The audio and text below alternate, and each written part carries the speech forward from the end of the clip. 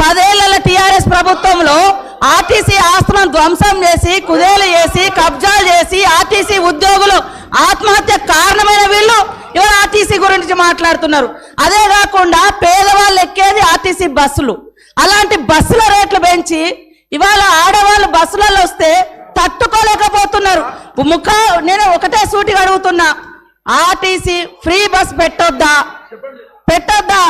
ఇవాళ మీరు వ్యవసాయం చేయనటువంటి బీడు భూములకు లక్షాధికారులకు కోట్లాది రూపాయలకు వ్యవసాయం పేరుతోటి రైతు బంధు కట్టబెడితే ఏ పేదోళ్ళైనా రోడ్ల మీదకి వచ్చి మీ ఇళ్ళ ముంగర ధర్నా చేసిర్రా?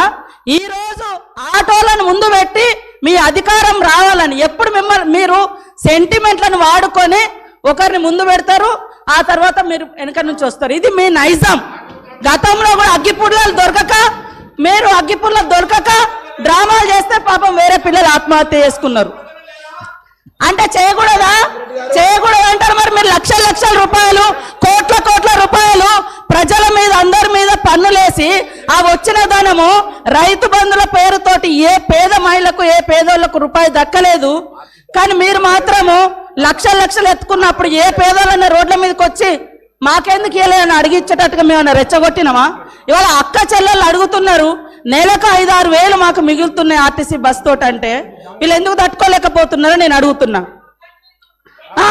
మరి ఎక్కడ ఏం దొరకనట్టుగా అదే మాట్లాడుతున్నారు. మొత్తం వీళ్ళు అన్ని తీసేయండి. కాబట్టి ఆర్టీసీ బస్సులలో మహిళలు ప్రయాణం చేస్తే మీకేం ప్రాబ్లం అది చెప్పండి. పల్లా రాజేశ్వర రెడ్డి గారు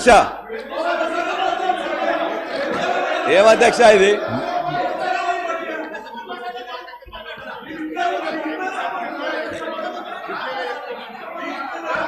అధ్యక్ష,